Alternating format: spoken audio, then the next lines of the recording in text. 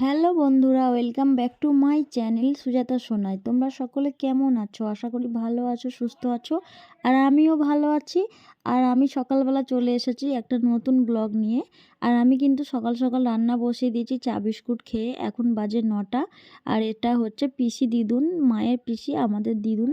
আর মা কিন্তু এখানে সবজি কাটতে বসে গেছে। তো যাই হোক, আজকের ব্লগটা একটু অন্যরকম। আমার আশা করি তোমাদের ভালো লাগবে। যদি ভালো লাগে সাথে থেকো আর দেখতে থাকো। আর লাইক কমেন্ট শেয়ার করতে ভুলো না, আর চ্যানেলটাকে সাবস্ক্রাইব করে দিও। তো দিদি আমাকে বলছে এই চালগুলোকে আমি ভালো করে ধুয়ে দিচ্ছি। আর আমি শুধু বসে বসে রান্না করলে রান্নাই করি, খুন্তি নাড়ি। বাট সব কিছু জোগাড় কিন্তু আমার দিদি বৌদি এরাই করে দেয়। যাই হোক, আমি কিন্তু রান্না করতে বেশ ভালোবাসি। আর আমার দিদি কিন্তু রান্না করতে অনেকটা ভয় পায়। তাই জন্য কিন্তু সব কিছু রান্না আমি একা হাতেই সামলাই। আর রান্না করতে আমার এতটা ভালো লাগে, কেউ রান্না করে নিলে আমার রাগ হয়ে যায়। যাই হোক, এই বাসনগুলো কিন্তু দেখাচ্ছিলাম কারণ আমি বাসনগুলো ধুয়ে মুরগিকে খেতে দিয়েছিলাম। তাই কিন্তু এই দুটো কাজ আমি করেছি বলে দেখাচ্ছি। আর মা কিন্তু এখানে বেশ কয়েকটা জামাকাপড় ধুয়ে দিয়েছে, মা না বৌদি সেটা আমি দেখিনি। আর ডাইনিংটা কিন্তু দিদি মুছেছে, আর এখানটা কিন্তু বিছানাটাও দিদি গুছিয়েছে। আর এই বিছানাটা কিন্তু গোছানো হয়নি কারণ আমার ভাই ঘুমাচ্ছিল। তখন ভাই বাড়িতে ছিল, তো তাই ভাই ঘুমাচ্ছিল বলে বৌদি কিন্তু বিছানাটা পরে গুছিয়ে নিচ্ছে। তো যাই হোক, শীতের দিনে না সবারই একটু দেরিতে উঠতেই ভালো লাগে। আর আমি তো অনেকটা লেটে উঠি, বাট এখন কি করব, পিসি দিদা আছে, আমার রান্না খেতেও ভালোবাসে।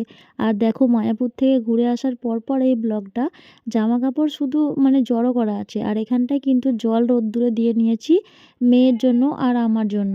আর দিদির ছেলের জন্যও দেওয়া আছে। যাই হোক, দিদি কিন্তু চালগুলোকে ভালো করে কলের জল দিয়ে ধুয়ে নিয়ে কিন্তু হাঁড়িতে দিয়ে দিল।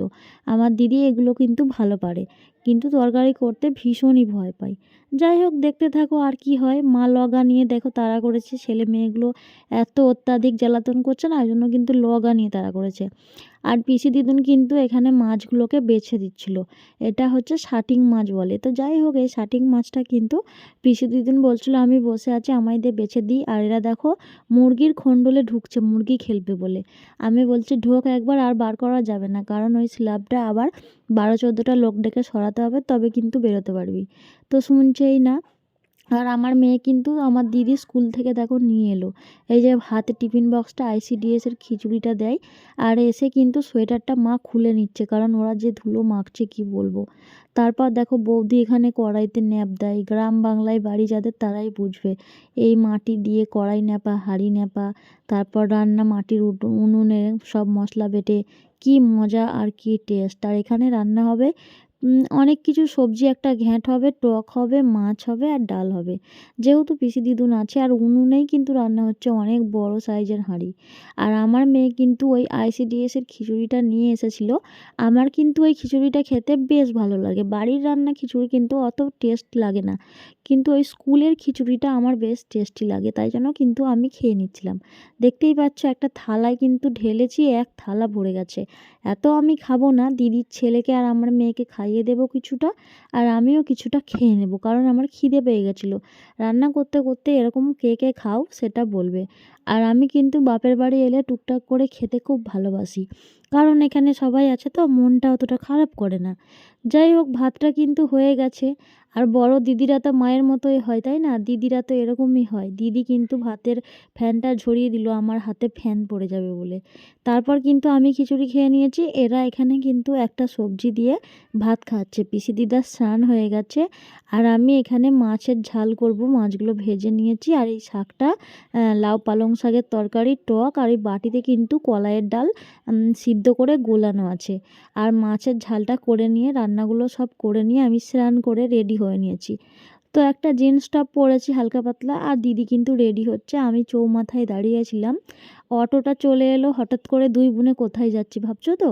হ্যাঁ, সকাল সকাল রান্না করে বাচ্চাগুলোকে কিন্তু না বলে খেলাধুলার কাজে লাগিয়ে দিয়ে চলে এসেছি। আর এখন দেখো বাড়ি ঢুকছি। বাজারে গিয়ে এত ভিড় ছিল, আমি ফোনটা বার করিনি, যদি ফোনটা ভেঙে যায়।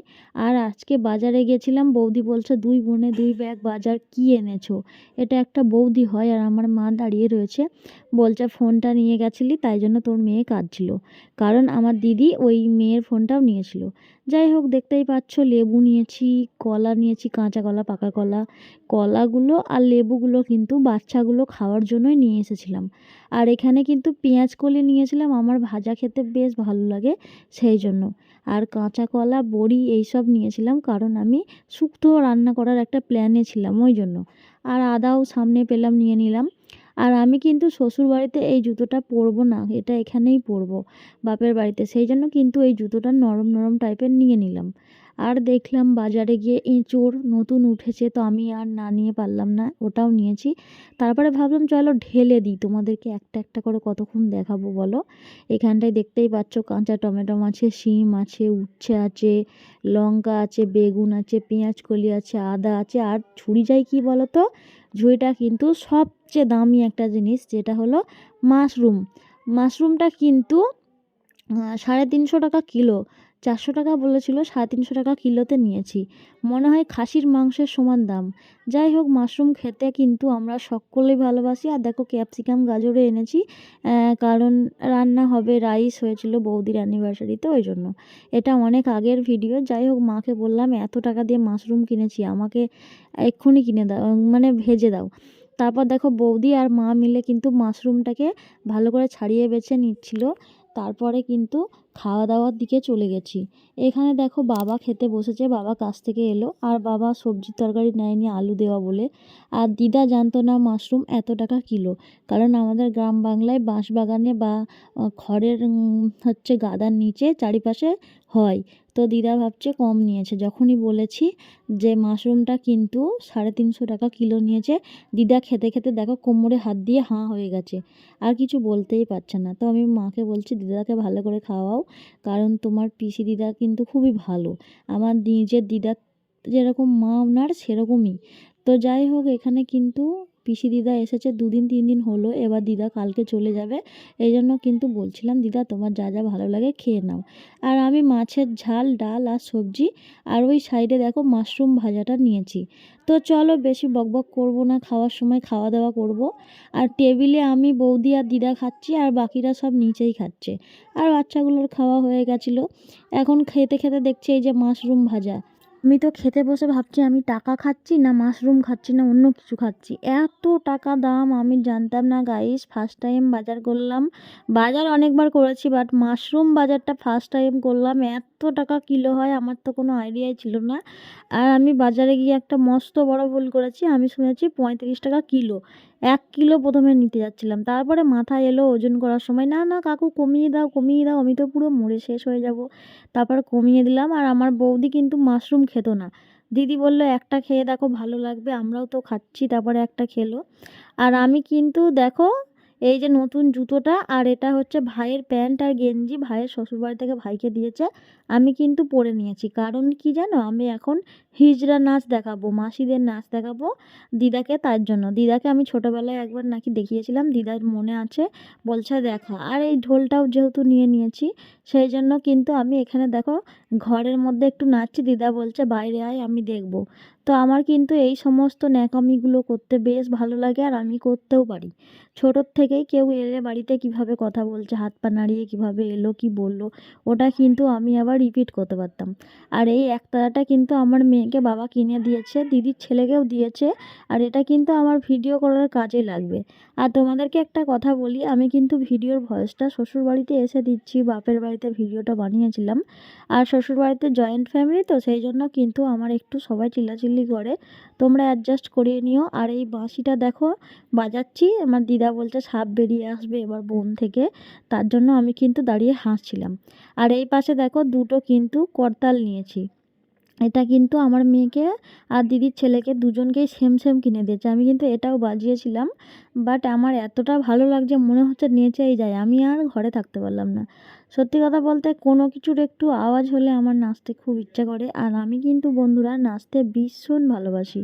তো তারপরে আমার দিদা ডাকছে বারবার, ঘরে নাচছিস বাইরে চো। আর আমার মেয়ে দেখো বলছে মা তুমি বাইরে গিয়ে নাচো, আমার এটা নাও, এইটা নাও, এরকম করে বলছে, সেই জন্য কিন্তু বাইরে চলে এলাম। আমার দিদি কিন্তু এখানে হরিনাম করছিল, আর তারপরে দিদি ক্যামেরা করছে, আর আমি কিন্তু এই দেখো নাচছি, জুতো খুলে চলে গেল এমন নাচ করছি। তো মাসিরা যদি ভিডিওটা দেখে থাকো তাদেরকে বলছি, হাত জোড় করে ক্ষমা চাইছি।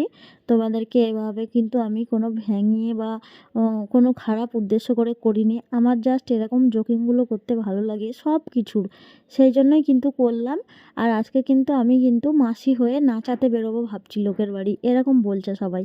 আর দিদি বলছে তুই কি পাড়ায় পাড়ায় নাচাতে যাবি? আমি বলছি না না, এরকম করে কথা বলছে। আর আমি কিন্তু একটা গানও ধরেছিলাম, তারপরে গান ধরে নাচছি। আর ভুঁড়িটা আমার আগে আগে চলে যাচ্ছে আর নাচছে দেখে বুঝতেই পারছো। যাই হোক, বেশ আনন্দ হলো। তোমাদের কেমন লাগলো সেটা জানিও। সবাই ভালো থেকো, টাটা।